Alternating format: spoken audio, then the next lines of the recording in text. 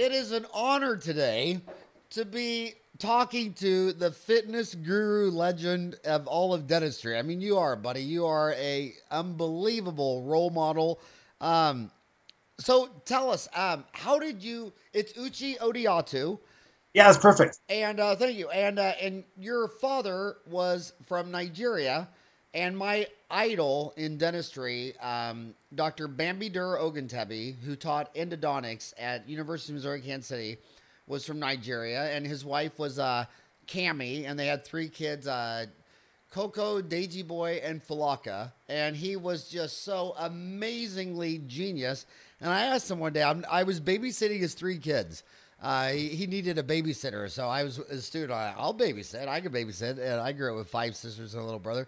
And I asked him. I said, why are you so smart?" And he said, and you know what he said? He said something very profound. He said, he said, when you grow up in Nigeria and you're studying root canals, there's basically three major camps. There's kind of the Germans who affect all of Europe. There's kind of the Japan that affects all of Asia. And there's kind of the United States, which affects all of North America. And if you grow up in America or Europe or Japan, you just drink the Kool-Aid. But when you're in Nigeria, when you're in Africa, you always are studying between these three opposing philosophies, and the truth is always somewhere in the middle. And he goes, I think Nigerians were taught to think where people in America were just taught this is how you think and what you do, and in Europe this is how you think and what you do, in Japan here, And he was the most intellectual son of a gun I ever met in my life. And then you said your father moved to London, where he met your mother. And I'm 100% Irish, and your mother's Irish Catholic, so I know. Oh, Brian O'Brien, born in Dublin, and met him on a blind date in the early '60s in London, England. So I'm wondering who was crazier, your Irish Catholic mother or my Irish Catholic mother? Yeah. In fact, what's funny is we're coming up on March 17th. Back of the Irish. Yeah, and that's the day Dentaltown was born in 1999. So, wow, I love. Yeah, so it's always a big day. It'll be 16 years for us. So now tell us, how did you get into fitness and dentistry? Tell us how that started, because you are. I mean, when anybody in dentistry thinks of fitness guru in dentistry, it's you. So how did you get into this? Yeah, thanks, Howard. You know what? I like Abraham Lincoln's quote. He said, "All that I am and all that I hope to be is because of my mother." And my mom gave us fish oil, cod liver oil back in the early '60s. Each of the kids from tallest to shortest, had a big teaspoon of cod liver oil. And the funny thing is that silver spoon had a dent in it, because it was the same silver spoon she used to beat us with. Okay. So I had a mixed emotions when it came time to nutrition. But she was using it for punishment. Oh, punishment, food, you name it. We stirred the pot, you name it. She'd chase us around the house. But nutrition was number one. Wheat germ went on our cornflakes. My mom gave us cod liver oil for our brain. And, I see now Harvard and Tufts and John Hopkins, still doing studies 40 years later saying, is fish oil good for the brain? I'm like, my mother and her mother and her mother have been given fish oil for hundreds of years, and we're still studying what I call the painstaking restatement of the obvious. Not everyone's out there in the skinny branches studying the fringe stuff. Most of us are doing the safe and tried and true. But so I grew up with this fish oil, and to this day I give it to my kids. We have a little girl, 8, 6, another one, 3, one on the way, Howard. So in 6 weeks, Carrie and I are expecting a little baby. What number is that for you? Number 4. That's how many I have. So is this your caboose, or are you going to go for 5? Who knows? I think you can't get a show on television without at least having 6. So I don't know. We'll see. But nutrition was number one. And so my mom fed us well. My dad was a huge lover of books. We had books everywhere in our house. I slid over Dale Carnegie books. I slipped on, Napoleon Hill books. And to this day, our house is full of books. I'm a voracious reader. And I think a big part of getting fit and healthy is looking at the common threads. I see so many people actually getting stuck on P90X or Shaun T or Richard Simmons or paleo or CrossFit and low-cal, Attican and Pritkin. And what I've done is I look at the common threads, because there's more similarities than dissimilar.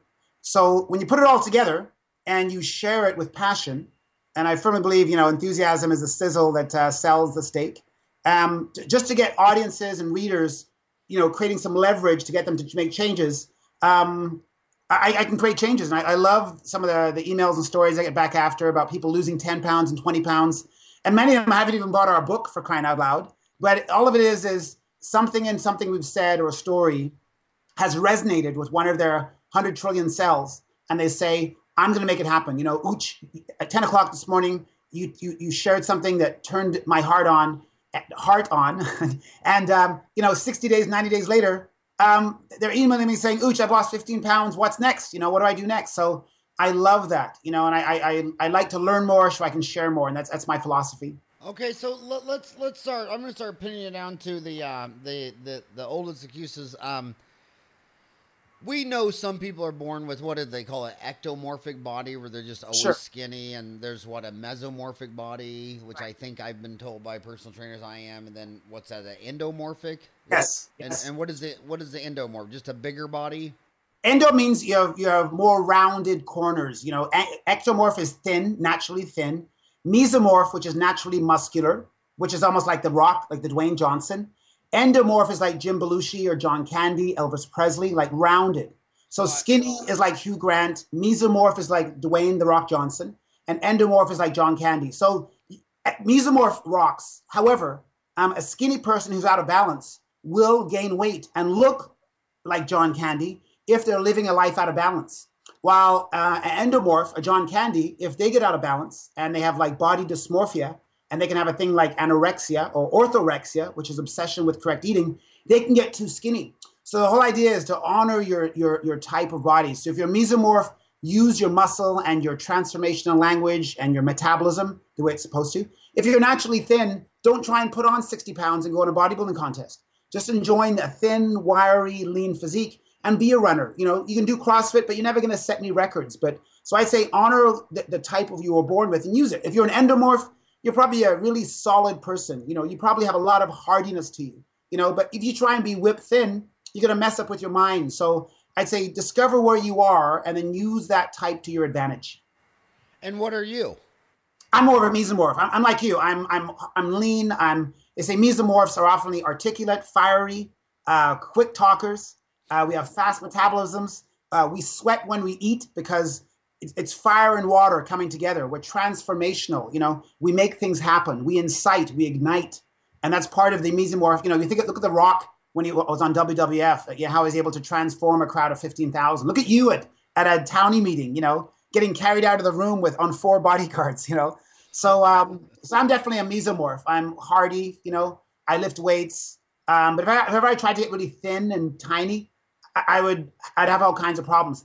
And if I try and run a lot, my flat feet like Freddie Flintstone give me all kinds of knee problems. So when I do my cardio with my flat feet, I know now elliptical. I know now cycling is better. I know now. And if I ever tried to be a runner, my back and my hips and my knee are going to get out of whack. And I want to be an 80, 90, 100-year-old man still going to the gym. I don't want to be showing pictures of me at age 20 in a marathon, So I say honor your body type and use it. And don't try and change your structure. It's impossible. Because a cheetah is 1% body fat and a lion is 38% body fat. And I don't think a lion can go on a diet and be a cheetah. And a cheetah probably can't start drinking protein shakes and be a lion. Is that kind of what you're saying in a way? Correct. But every one of those 3 types can look good and be healthy. But I do find, though, if you think of 70% of the Americans now are overweight, 35% obese. That's crazy. You think of 300 million Americans or 330 million North Americans, 70% or almost 220 million people in this continent of North America are overweight or obese. Diabetes is killing people. I saw a stat the other day that 2,000 people a day die of heart attacks in America. 2,000. 2,000 Americans die every day of cancer. That's terrible. And that should be almost on the ticker tape on CNN and Fox News. It's now February 25th, live doing this. And I'd say if it's been 70 days, 140,000 Americans have died of heart attack. That's crazy. So I want to ask you something about it's interesting. I think the smartest people are guys like you and me who have had the opportunity to go around the world. I mean, how many countries have you been to? 7. I'm going to Denmark. I haven't been to 50, but I'm going to Denmark in April, all over the US, Canada. Yeah, It's so like in the United States, they always want to I think it's natural heuristic to oversimplify everything. And they'll sit there and say, well, the reason Americans are fat is because of McDonald's. And then I'm yeah, sitting there thinking, like, well, I've been to 50 countries with a McDonald's on every corner, and there's no fat people. yeah, Just that they walk 2 miles from their house, go to McDonald's, eat the same thing you do, and then turn around and walk 2 miles back, whereas you get in your car and then go to the drive-through and then drive back home and eat it in a chair.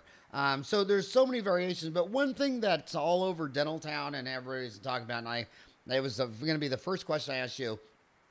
There's people saying that one theory that why Americans are so fat is that Americans are 5% of the planet. They take half of the antibiotics. I grew up in Kansas, so I knew as a very little kid that probably 90% of all the antibiotics made in America goes into cattle feed and pig feed because those entrepreneur farmers figured out back in 1950 that when you feed cows and dairy cows and pigs yeah. antibiotics in their feed, they just get fat. Do you think that one cause of the obesity is that we've messed up our microbiome, our gut bacteria from our mouth to 30 feet to the back door with all kinds of Keflics and cephalosporins and all this stuff like that? Do you think our gut microbiome is off? Well, for sure, and that's a finer point, but for sure. And I've seen USA Today, your national newspaper, had an article where they said since the 70s, medical doctors have said they've been trying to lobby Congress to say no more penicillin. Penicillin and tetracycline are the most often used antibiotics given to cattle to make them big and fat. And it's a business model. I can understand it. If I was a farmer, I would be probably wanting to give my cattle penicillin and tetracycline also, but I'm not. But so since the 70s, doctors have said it's not the dentist giving antibiotics 3 times a year. It's not your ear infection where the mom brings their kid down because the ear is sore and the doctor gives them antibiotics. And we always think, oh, I don't want to make my child resistant because we know with he's been on antibiotics 3 times this year. It's the fact that all the meat, and the average American eats half a pound a day. If you eat conventionally raised meat, and these cattle, I'd say 98% of them are fed corn and soy. Cattle are meant to graze on grass and hay in the winter. But so if a cattle is fed corn and soy, they're big and fat, they're huge. You get a big juicy steak, big juicy hamburger. You give them therapeutic and growth producing, penicillin and tetracycline. You will have a fat, swollen cattle full of corn and soy. Cattle are meant to eat not corn on the cob. They're meant to graze. So if we're eating half a pound of that every day, and medical doctors, the AMA for years have said, please stop, Congress, please tell the cattle producers not to give antibiotics to the animals, only for therapeutic purposes, for disease. And the lobby group of the cattle producers is so strong, they said, okay, how about we do it voluntarily? And Congress said, okay, doctors, what's that like? And the doctors went, that's not enough. And the cattle farmers said, this is what we're going to do.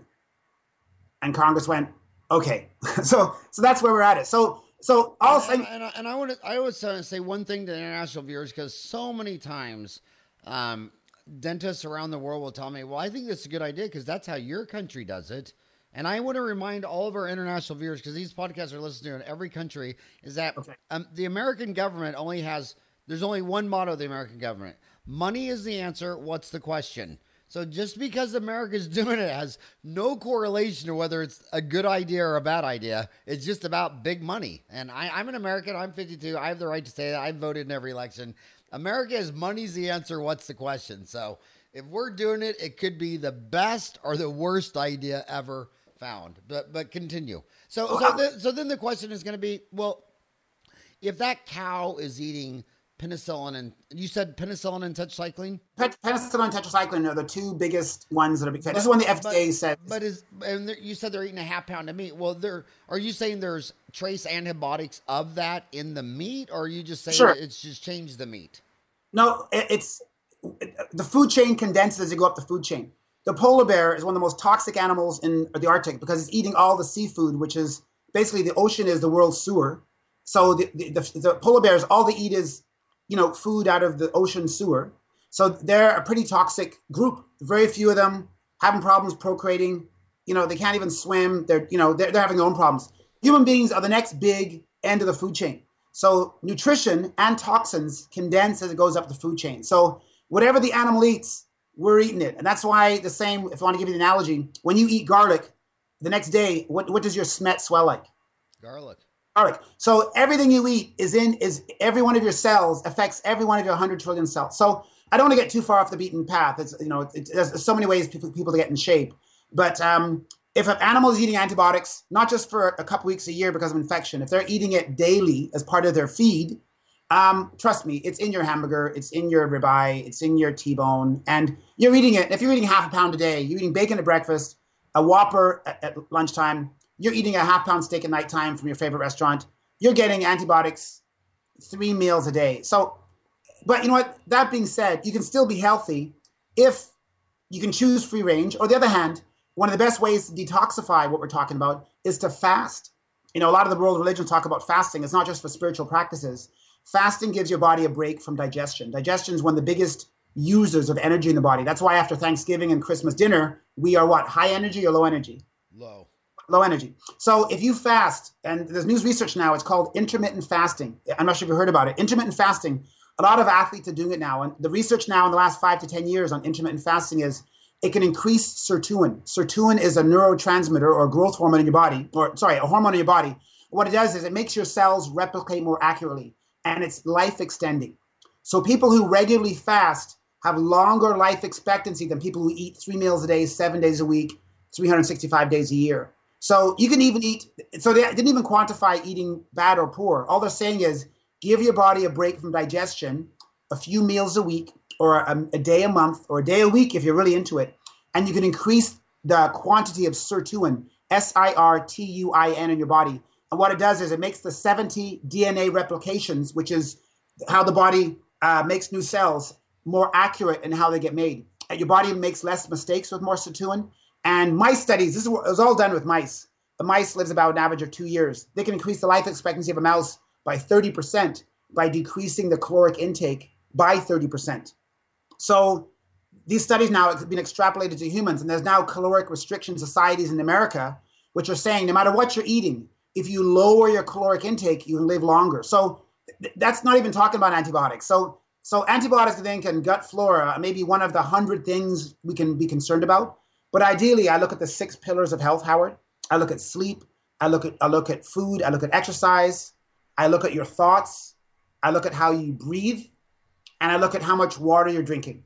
And the 7th pillar I always like to add in my mouth-body connection seminars is oral hygiene, because inflammation in the mouth seeds inflammation everywhere. So those are my 7 pillars, basically. And I got sleep, food, exercise, thoughts, water, oral hygiene. That's 6. You said. And how you breathe. You got how you breathe. And breathing's huge. Like my daughter, my 8-year-old daughter, one time came up to me. We're talking, and she said, "Dad, what's the most valuable thing on the planet? Is it gold?" I said, "No." She goes, "Is it diamonds?" "No." And I said, Is it mom?" And I said, "I love mom." I said, "But I've been without mom for 4 days when I was speaking." I said, "I can't go more than 2 minutes without oxygen." And she goes, "You mean oxygen's more important than mom?" I said, "You know what? I can't live more than 2 minutes without oxygen." So she goes, "Okay, oxygen first, then mom?" And I said, "No." I said, "Sleep. I've never gone more than 2 days without sleep." And she goes, "Okay, air, sleep, then mom." I said, "No, water. I can't go more than 4 days without water." And she goes, "Where do I fit in?" And the joke was, and now whenever she's with a group of adults, she always says, "I know what the most valuable thing on the planet is." And every adult always says what? "Oh, palladium, platinum, titanium, diamonds, fuel." Every adult gets it wrong. Like at the next party, Howard, say, "What's the most valuable thing on the planet?" And people kind of know it's a trick question, but they'll say gold or fuel. And you tell them to hold their breath for 30 seconds, and they'll soon realize oxygen. So how we breathe literally changes the physiology of our cells. And in the middle of a seminar, I'll have people hold their breath and breathe differently. And I can share with them how they can actually experience euphoric thoughts or depressed thoughts simply by changing how they breathe. So I think breath is one of the top 3 now ways you can change your health and vitality. And how old are you, by the way? I'm 51. I was born in 1963. So. Oh my God, I'm 52. I was born in 62. You look like you're my younger brother. But yeah, it's true, because when we were look how the fighting sport has changed. From boxing was the big thing when I was a kid, Muhammad Ali and Frazier and Foreman, and now it's UFC. And you look at those UFC, the Brazilians came in there And, these Americans wanted to slug it out and box and whatever. And Horace Gracie and those guys said, what does a cheetah and a lion and a tiger do? They don't go box you. They don't go kick you. They go right for your throat. And and Horace Gracie, I mean, he'd walk out to the mat and you think this guy's going to get his butt kicked. Yeah. And he'd just slip a chokehold on him and the biggest guy in the world would tap out. I've seen a big guy and a small guy fight. Gracie trained. And the big guy would pound the small guy. And all the little guy was looking for is a way to get a hold on you. And all of a sudden I thought, this little guy, he's been banged on the head, he's banged on the back. The next minute I saw this guy hold his arm and the big guy didn't give up. And all of a sudden the guy's arm was broken, like his forearm broke and match over. So it's definitely, I think, thinking smarter, training smarter, doing dentistry smarter definitely has its advantage in 2015. Okay, I want to stop you right here because you're a dentist. I mean, everybody, you always talk about fitness, but you are a dentist. When you have been in dentistry 25 years, do dentists and hygienists and receptionists and assistants, do we have different health issues because we work in a dental office? Do you think there's anything unique to dentists versus and hygienists, working as opposed to working construction or working physical? I remember when I was little, sometimes we would bale hay, and I mean, spending a day throwing 90-pound bales of hay in the back of the truck is very different than doing a DO composite every hour. What's unique to dentistry, and what advice would you give to people who work in the dental industry in our type of job? Because, I mean, granted, we don't get any exercise in dentistry. Would you agree? Great question. You know what? What's the funny thing is, I lecture to dental audiences mainly, but about 20% of the time now, I do lecture to general population. And believe it or not, when I look out in a general population audience as compared to hygienists and dentists, guess what? We're healthier. I see brighter smiles. I see sharper eyes. I see better posture. I see less wrinkles. I see more health and vitality. When I look out at the general population, I see a lot of slouching and people sucking back coffee. And so I think overall, just my own ad hoc observational study, general dentist audiences are healthier than the general population. So we are doing something right for sure. And I think part of it is, I just saw a report where it said out of the top 7 careers now in North America, dentistry was number 1. Did you see that? Yes. And hygiene was 5. Is that crazy? Yeah. So I think just having good financial solidity takes a lot of times dollars off your worry list. Even though dentists worry about getting wealthier and hygienists want more money, I think the minute you don't have finances off your worry list, you can then start thinking of, am I really happy? Am I walking enough? Am I spending enough time with my wife or my children or my husband? So I definitely think dentistry and hygienists and assistants will have it where it's going on. But I also find, I think because we spend an hour with patients look up to us. I think patients right now are starving for attention. They're starving for wellness advice. Anytime I share with patients about that vitamin D is good for their brain, but vitamin D not only helps you absorb calcium better, vitamin D acts like a hormone in the body. It has 2,000 roles in the body. I tell them about omega-3s being an anti-inflammatory. And there was one study in Harvard that they looked at 9,000 people. And what they found out was people who regularly have 1,000 milligrams of fish oil in their diet every day are 20% less likely to have periodontitis. And that's all said in a minute after I put my topical on. And patients look up at me and go, Doc, I learn something new every time I come here. And they haven't seen my cone beam. They haven't seen my CIRAC. All they know is that I care, that I'm telling them the latest information, and they can't wait to come back. And I haven't even done my office tour. So I think dentistry, because of our long contact time, and hygienists out there because of our long contact time, and assistants, when you go away to do a hygiene check, assistants, you can talk about your marriage coming up or your whatever, but if you start sharing about your own experience with being healthy, or that I slept well last night so I feel better today, patients look to the assistant for that information. I come back in, we're all talking the same language, and then I'll tell them, you know what, you're going to need a crown on that tooth. They already think, wow, Doc, you care about all of me. I'll say yes to the crown. So the metaphors for health and patients that feel that you're taking care of all of them, and they never get that anywhere else. I know there's very good medical doctors out there and very good nurse practitioners, but overall, dentists and hygienists and assistants, we have 60 minutes usually of their undivided attention. And if you can share with them little snippets of health information that's pertinent to their health and their overall body, they say yes to your caring, they say yes to your case presentations, and they'll say yes to coming in more frequently because they've shown that when you take care of inflammation in the mouth, it takes care of inflammation in the rest of the body. And people are suffering from arthritis, cardiovascular disease. They've shown that cancer has inflammatory origins. And when this rolls off people's tongues easily, they're saying yes to your office. They're bringing in their husband as a patient. They're bringing in their kids. And it's a crazy avalanche of energy.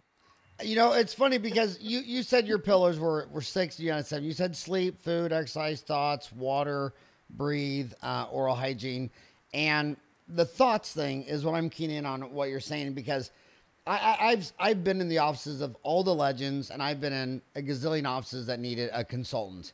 And it's so tough when you're consulting with dentists, because the one thing that's the most important isn't the CIRAC and the CBT and whatever. It's all the guys who are crushing it. They walk in with the thoughts, the energy, the karma, like, how you doing and what's going on? And they talk about the person. So it's all about the person. And then the person who just can't get it going, they just walk in and they're just low energy. And they're like, how are you doing, Uche? You have a toothache, I hear, and you have interproximal decay, and you're going to need a root canal. And that's the hardest thing to teach.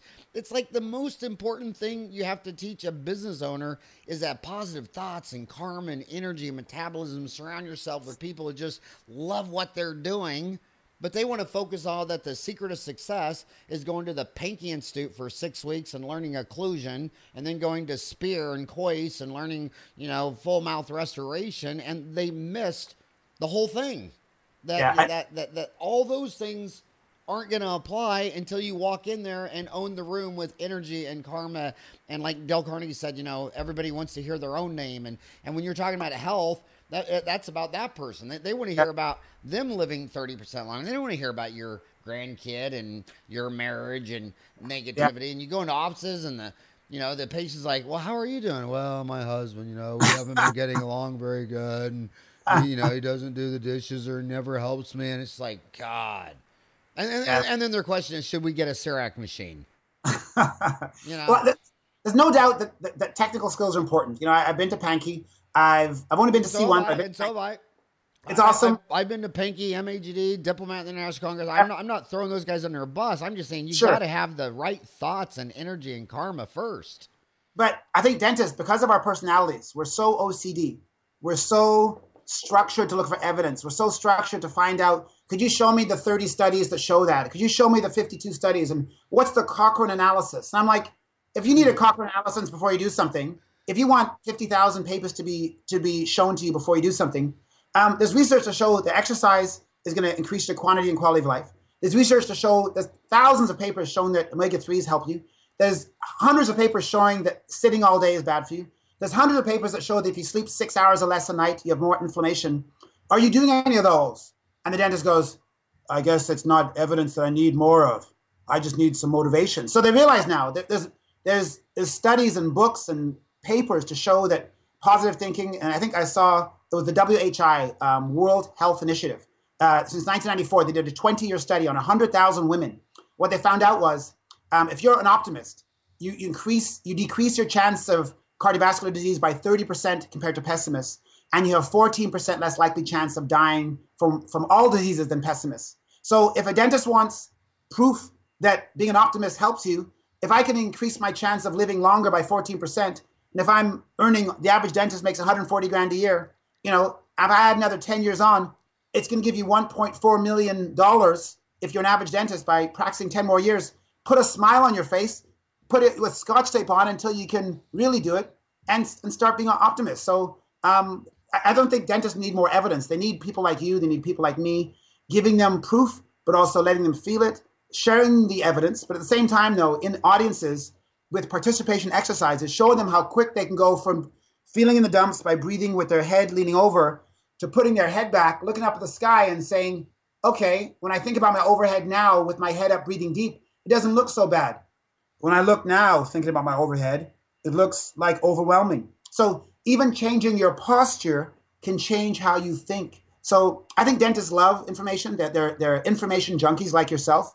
But at the same time, now I'm going around the world just sharing my evidence, but at the same time, engaging people with audience participation exercises. They can feel what I'm feeling, to leave them with the sense, okay, he gave me hope. I think it's possible. I'm going to get started today. And that's my mandate. Get started today. Sandy Pardue once told me, this is probably confidential and I shouldn't say it, but you know, it never stopped me before. She always told me that the most successful office she's ever seen in her entire life, and she's seen thousands of offices, was a guy in Louisiana named Jerome Smith. And Jerome told me one time that you know, his doctor told him that he shouldn't be jogging anymore. You know, he's getting too old and it's hurting his bones and back and everything. So Jerome quit jogging, you know, taking his doctor's advice. But he said after 6 months, he didn't care about whether it was good or bad for his body. He said he didn't like where it was taking his mind. And then he realized that, you know, he runs, when he wakes up, you know, a 5-mile run for him just gets him in the zone mentally. And he didn't care if that was good or bad for arthritis or knees or anything like that. And I just think that that people think that they should eat right and diet and all that stuff so they'll look good in a bikini at the next pool party, and that's all true and everything, but it's what it does for your 3.5-pound brain is why you need to exercise. I mean, you want to exercise because everything you think and know is inside your little noodle here, and when you exercise, that noodle is just so much better. Well, I think most of us, and almost everyone, starts dieting or eating healthy to look better. They want to look hot. They got a high school reunion. They got an anniversary coming up. But when I think of the most powerful reasons to get healthy, forget the shallow cosmetic part. That'll come in time. That comes no matter what. But focus on being a better communicator, because 90% of communication is body language.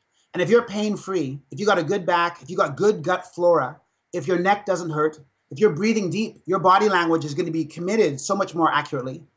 They've shown that there's a neurotransmitter called BDNF. It's called Brain-Derived Neurotrophic Factor.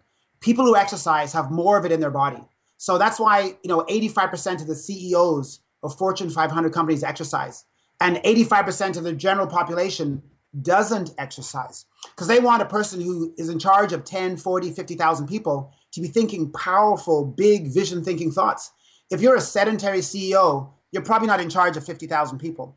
Look at all the US presidents. All of them lift weights, stretch, move, lift, exercise. You know, from Barack Obama down to Gerald Ford. You know, Gerald Ford, he took his shirt off in the 70s. The guy looked like a linebacker. And I think he was a college football player. So I'm thinking, if dentists are looking for reasons to look great, forget, you know, a lot of times the dentist sends the hygienist to see my courses.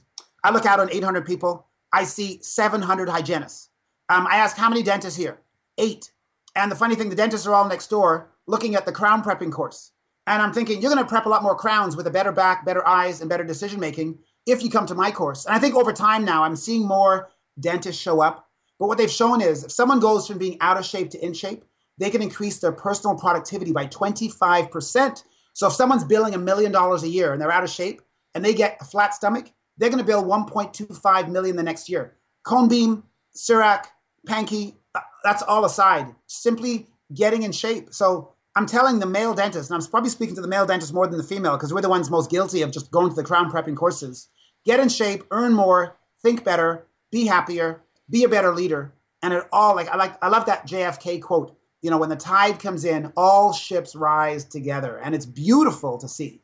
Yeah, and I'll just review every crown and bridge course I've ever taken. You take 2 millimeters off the top, and then you go round, round, round. That's pretty much it. I want to say one thing that how long is your course when you lecture at meetings? It depends. I've flown down to Arizona. I did a talk for the Department of Housing. This wasn't even dentists. I talked to 300 bankers and land developers and brokers, and I gave a 45-minute course called Maximize Your Energy. It was a keynote. And I did 5 3-hour sessions at Yankee 2 weeks ago. So, but what is your preferred length of time? I love a day. I love immersion. If I get, love a day? Because what I wish you would do is we have 310 1-hour long courses on Dental Town. And a lot of those people will put up a course and tell me that they'll book 60 to 70 speaking engagements, because what they don't realize is the mechanics of finding a speaker. And I want you to be a more popular speaker because everyone needs to hear your message. That's why I'm interviewing you today. Thank you. You know, it'll be, you know, there's 250 component societies. They get 3 volunteer dentists. And they say, okay, we need a course on root canals and one on gum disease, and then find something for the staff. That's why practice managers beg, because they need something for the staff. Because for every dentist, there's a hygienist, 2 assistants, 2 receptionists. And these guys, and they say, and don't get the ones we had last year. Try to find some new speakers. So they go to Dental Town, and it's like everybody's 1 hour little debut, and they'll say, well, I'm in charge of an endo speaker. And so they'll listen to like 6 1 hour lectures in endo and say, well, I really like that guy. And the hardest area to fill is the one for the staff. And my God, if you had an hour course up on Dental Town, I guarantee you'd get 50 invitationals from your time there, because people see it and say, oh, well, that'd be great for the staff. And anybody who hears you for an hour is going to love you and like you and all that. And so that's the mechanics. So when people say, well, why do you speak so much? It's because they heard a demo somewhere on a tape or a cassette or on Dental Town or whatever. So do that for the dental profession. Thank you. I will. I want to get out there. I want to pin you down to more specifics, because I try to ask questions on these that aren't for me, but how I think what everyone's going to be asking. So what everybody's sitting there thinking right now is they're either negative thoughts and saying, oh, Uche, you were born hot and thin and muscular, and this I mean, I think it's one of the reasons a lot of people like myself don't really care for basketball, because I was a wrestler. I wrestled people that always weighed within 5 pounds of me. But if I try to join basketball, well, if you're born 7'4" and I'm 5'7", do we really have a game here? So a lot of people are thinking, Uche, you were born that way. But I know that the question a lot of people are thinking is they're so confused on the diets. They've heard of South Beach, and they've heard of paleo, and they've heard of, all these diets. So what diet would you tell these room full of hygienists? How are they supposed to eat? Are you pro-vegan? Do you eat meat? What's the diet they should follow? Okay, I love those questions. One thing, I walk my talk. I'm 51. In grade 12, I weighed 212 pounds. And 5 years after graduating from dental school, I was 230 pounds, 5'8". I would say if you put a pair of red cords and a red shirt on me, I look like a little fat fire hydrant back in 1994.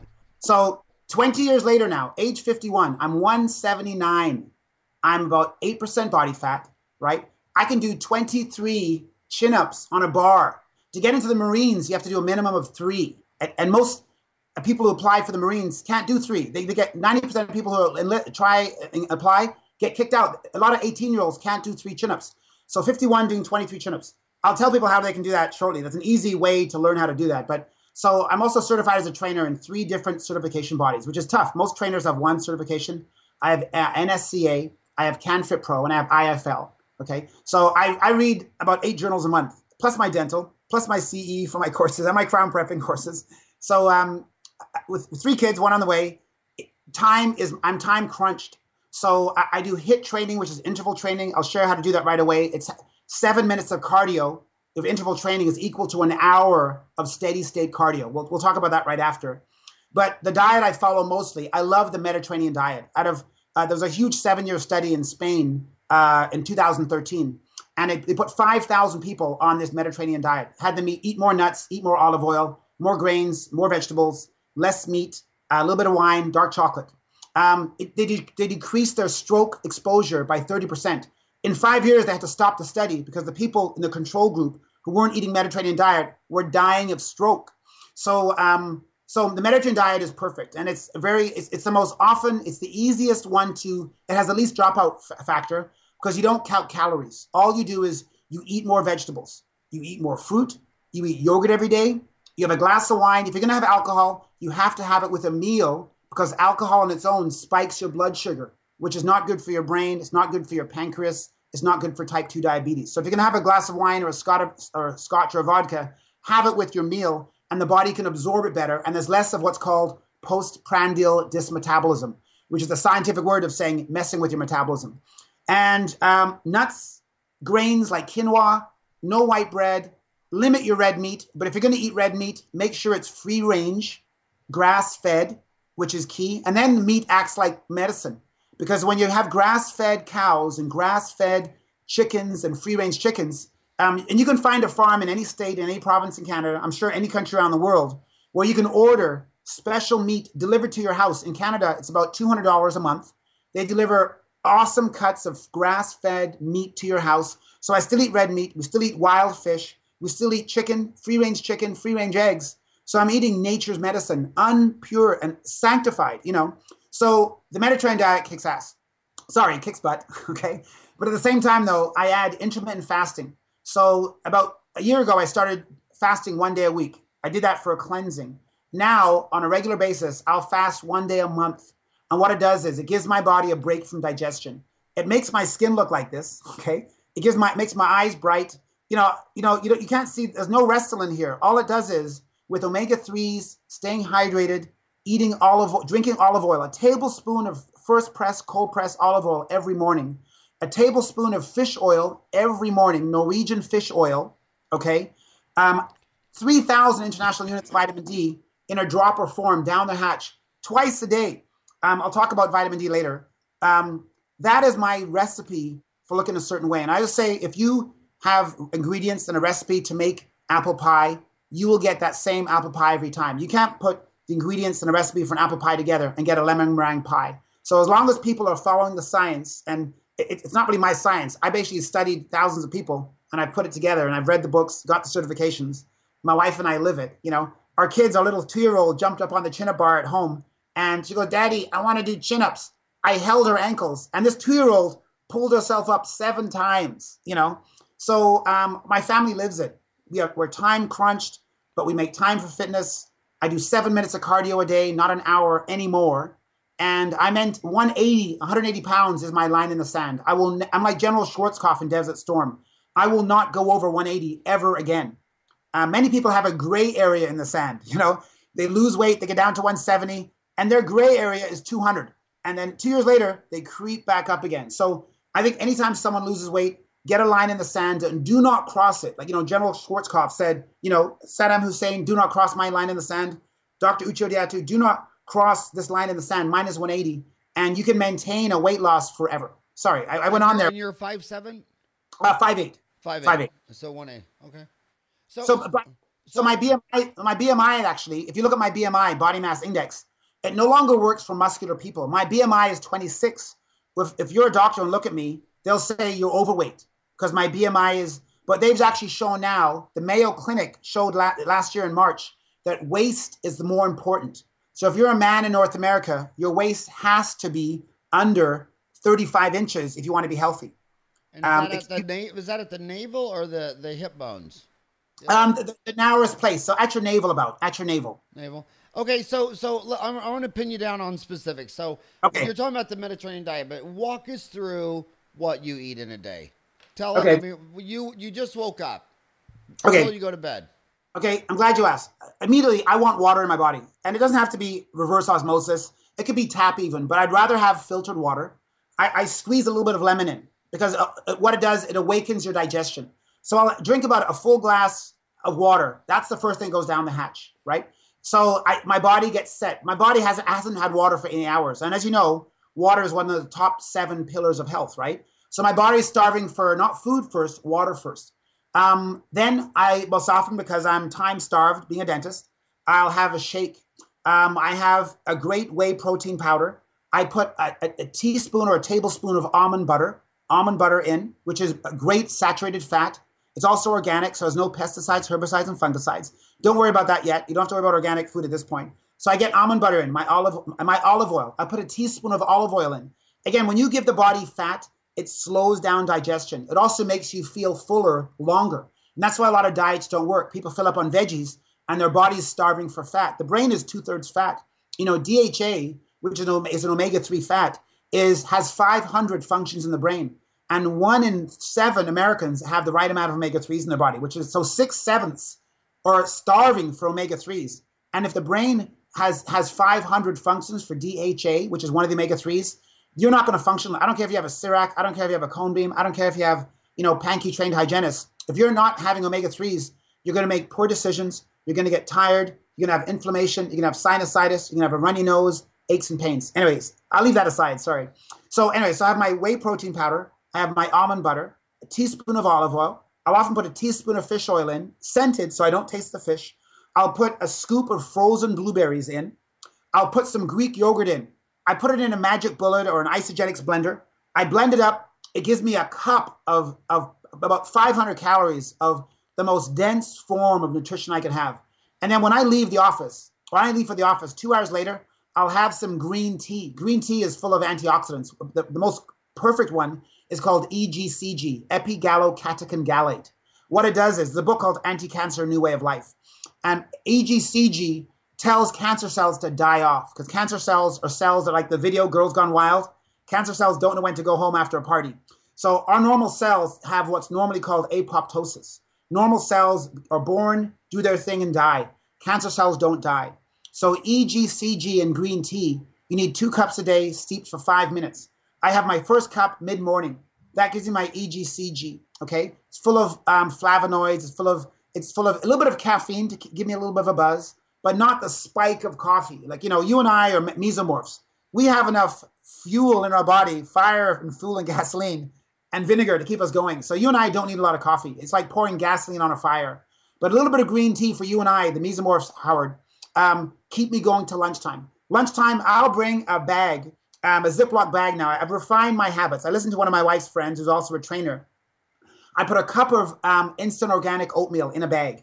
I put a handful of mixed non-salted nuts. I put another scoop of chocolate protein powder in this bag. So at lunchtime, I open up this bag. I put it in a cup of steaming hot water. This gives me fiber, carbs, protein, and fat. And now I'm good for another 3 hours. And then in that 3 hours now, I'll have half a can of salmon. All canned salmon is wild. You don't have to worry about mercury and toxins, because wild salmon can tolerate a little bit of toxins, because wild salmon and wild fish move around and they process the crap that's in the ocean.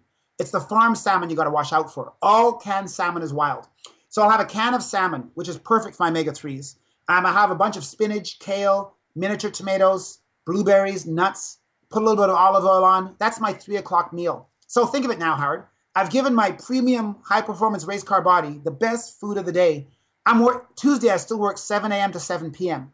And my patients come in and go, Doc, it's 6 o'clock. How are you feeling? I said, I'm feeling pretty good. They go, when did you get here? I said, 7 this morning. They said, Doc, you look like you just woke up. Because I'm giving my body the perfect food. And some people, the reason why they're tired is because they're eating frosted flakes and they're eating, scotch and water at lunchtime. They're having Pop-Tarts. They're having chicken, not chicken, they're eating chicken fingers and fries. And then they wonder why they have chicken and finger thoughts and Pop-Tart feelings, So I think if you're putting premium food in your body, so when I get home now at dinner time, Carrie will have ready for us steamed vegetables. And we don't make one vegetable. There's 1,000 kinds of potatoes. So we have, broccoli, Brussels sprouts, asparagus, cauliflower. She mixed it up in a very steamed medley. We have some quinoa. We have maybe some grass-fed beef, or we have some chicken, free-range chicken, or we have some steamed salmon. And this is my life. Like, I almost can't help but have a flat stomach because I'm only putting the good food in, garbage in, garbage out. And it's become a no-brainer. Plus, we don't buy junk food for our house. The only time Carrie and I will eat junk food, and we call it OPH, other people's houses, okay? Because at 10 o'clock at night, when I'm starving for some junk food, or I'm going, Carrie, where is your stash? She goes, we don't buy it. So unless I want to start the car in a house coat wearing, an OJ mask, go down to the grocery store to buy some junk food, I'm not leaving the house at -10. I'm going to have some snack of nuts. I'm going to have some sliced cucumber, and I'm writing my articles, giving myself the perfect fuel. So there you go. You have my perfect day. It's very simple. It's not complicated, and I make it easy for myself to succeed. Why is all canned salmon free ocean, not farm salmon? How does that? Good question. Yeah, good question. Because restaurant salmon has to be big, right? They want the big Chinook salmon. So it's hard to find a big salmon wild in the ocean. So farm salmon is a lot more predictable. They put the fences in the ocean. They feed them all kinds of things to make them pink, big, and plump. And they come out nice and firm, perfect for the restaurant plate. So most restaurant salmon is going to be farmed. And, is there anything wrong with salmon? It's better than chicken fingers and fries and potato wedges. I'd still rather eat a farmed salmon than, chicken fingers and fries. But at the same time, though, I want a salmon that's free. I want a salmon that has muscle and swam around the ocean, that's mated properly with different other salmon, not all with their brothers and sisters in the same fence. But all farmed salmon is mostly restaurant salmon. And wild salmon is farmed because wild salmon is small and tiny and lean and muscular, like Bill Dorfman, myself, okay? So we're wild and lean, but we're small. So when they don't mind when you cut up wild salmon and put it in the can. They don't care the size of it. That's why canned salmon is usually small salmon, but it's wild. So and wild salmon is better. You look at all the research. Wild salmon kicks the butt of farm salmon. Okay, I'm going to pin you down on more details. On this day, you work 7 to 7. Did you get any exercise in, or is that your recovery day or off day, or? Good question. Because I do only 7 minutes of cardio, I won't exercise many times on my 7 to 7 day. But sometimes though, if I get home by 8 o'clock, have dinner, say goodnight to the kids. Carrie's on her coaching calls. Carrie does some live coaching and coaching calls. And so around 10:30, guess what this crazy guy's doing? Because Wednesday I don't start till 2 o'clock. I don't start till 2 p.m. I go down to my 24-hour gym 5 minutes away, and I'll do a 45-minute combined compound set weight training and cardio workout, and I'm back home in an hour. And when you work out that late at night, guess who I work out with? Do you think I work out with 50-year-olds plus? No, these people are 20 to 30-year-old guys and girls. They're wired, hyper, happy, not complaining about their love handles, not complaining about their spouse or their job. They're just working out, listening to Pitbull, and I get pulled along in that frenzy. I come home at 11, a little bit wired. I read a bit. I sip some chamomile tea to quieten down my metabolic fire. I watch a little bit of E! Hollywood, a little Ryan Seacrest, a little bit of Kardashians, chat with Carrie, off to bed by midnight. So, but many times though, on that 7 to 7 day, intuitively, if I don't feel like working out, I don't, but I will go downstairs and do 7 minutes of interval training on our stationary bike in my own home gym. And 7 minutes of cardio interval training is equal to an hour of steady state cardio. So what does that mean? 7 minutes of interval training cardio. Does that mean you get on your bicycle and go like a minute as fast as you can, then a minute cool down, then a minute as fast as you can, then cool down? I mean, walk us through that. Yeah, cool. This is a show in itself. Because I think most dentists we're so time starved. If we did a talk on 60 minutes, how do you make exercise work for the dentist? I'm sure it would be popular. But interval training in a nutshell is the research now since the 70s, and a guy named Tabata, Professor Tabata, looked at 5 minutes of cardio. It was a Japanese study. And over 4 months, they took these Japanese athletes and they did 5 minutes of cardio 3 times a week. And after 4 months, they had the same level of aerobic conditioning as someone who did an hour 4 times a week. So it was literally 1/10 the time. But in that 5 minutes, they did 1 minute of warm up. So if you get on a stationary bike, you do 60 seconds on a low tension, right? You're just warming up your knees, warming up your lungs, getting your oxygen into your brain and your heart. And then 30 seconds, you put it on maximum intensity. I wouldn't do this if I was a deconditioned couch potato. So it's not healthy for someone who's not an athlete or a conditioned person. So, but for 30 seconds though, you put it on high intensity. So you're basically standing up on the pedals, pulling up on the pedal, like you see Lance Armstrong, going through the Pyrenees during, the big, the yellow jacket race there. And then after 30 seconds, you feel like your lungs are exploding. You sit down, and now it's 30 seconds of recovery. 30 seconds still pedaling. 30 seconds, you think, oh my God, I didn't know 30 seconds would go by that quickly.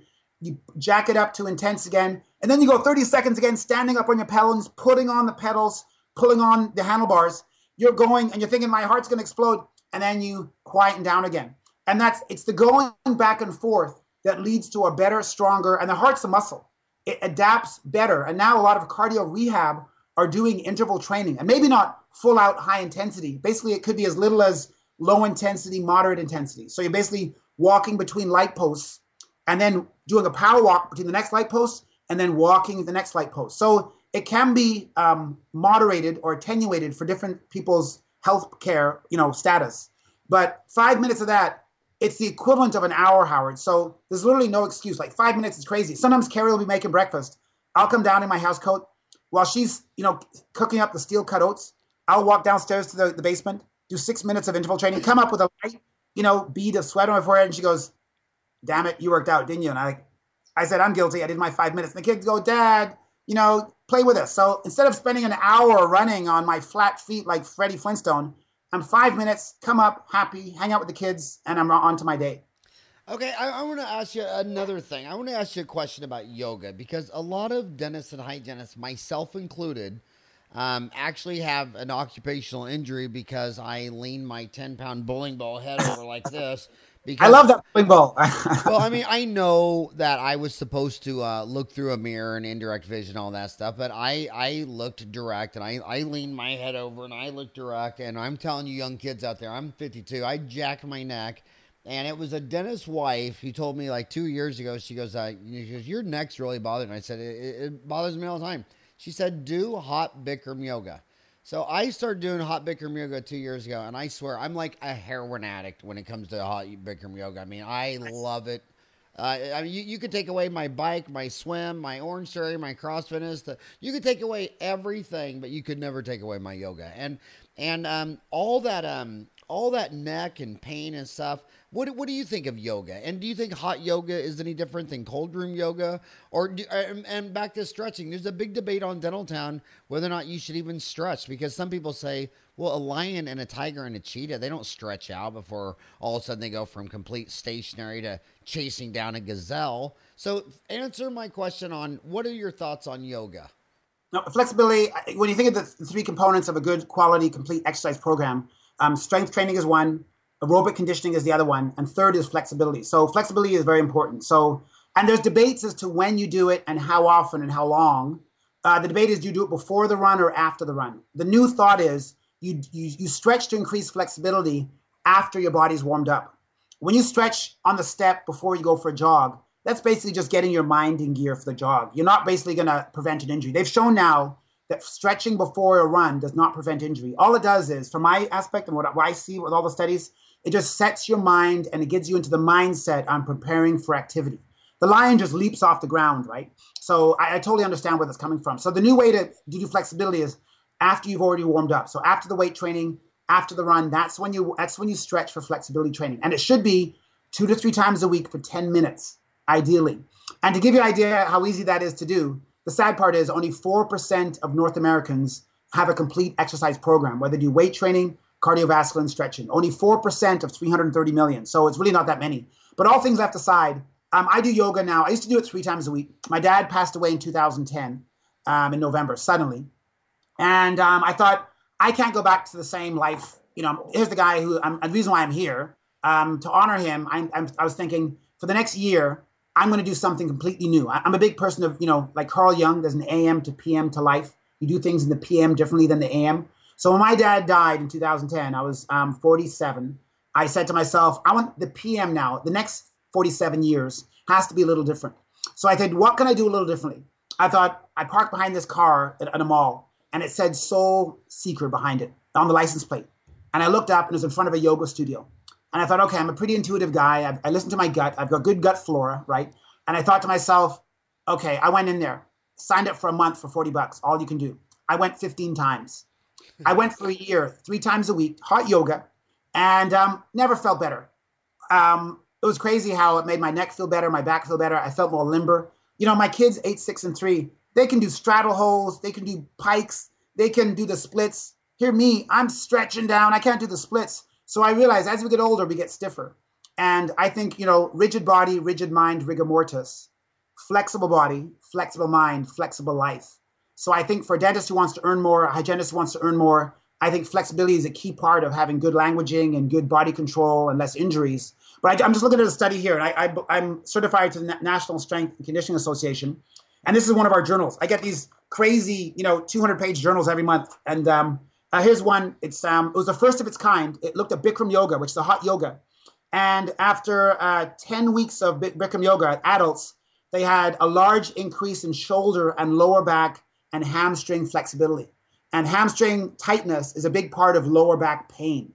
And rotator shoulder muscles, where because we always lean over, no matter how good our loops are, dentists, we have tight chests, we lean over, very poor rotator cuff issues, those 4 little muscles always being irritated, lots of shoulder replacements, spurs, and tendonitis. It's, you can be a high-end athlete, but it's the shoulder that's going to bring down the lion, having that shoulder that's not stretching well.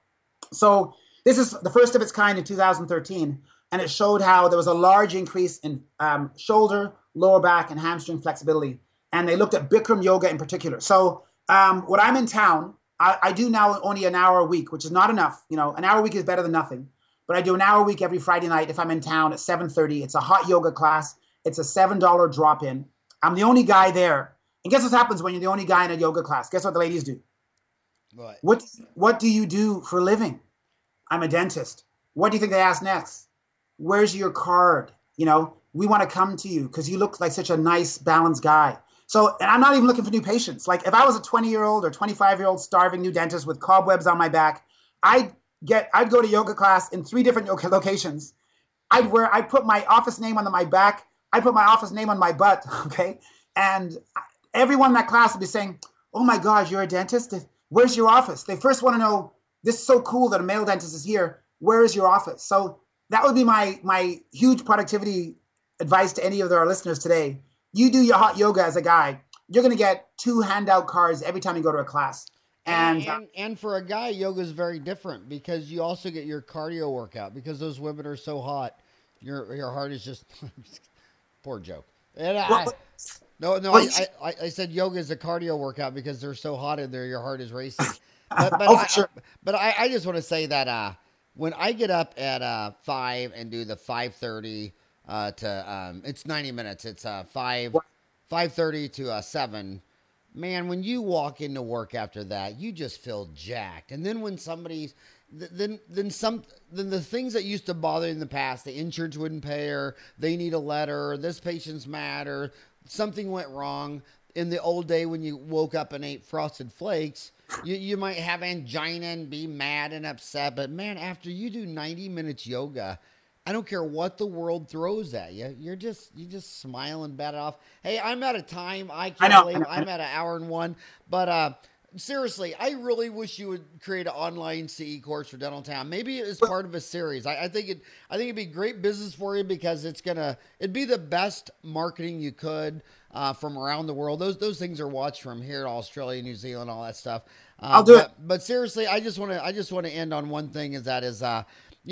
Again, I got my MAGD, I got my diplomat in implants, I got my fellowship, I do all that stuff. But you know what? None of those things matter if your instrument's not in order. And if your body and mind and soul isn't in the right place, you're not going to solve any of your problems by buying a CEREC machine. And man, what you do for people, I mean, everybody I know that's ever met you, listened to you, saw you, I mean, they're just, all your fans are raving. So if you are looking for a speaker at your next study club or your next meeting or whatever, fire them all up. You would be the ultimate opener, closer, I mean, all day or whatever. But I just love everything you're doing. And kudos to you. And I hope to see you again.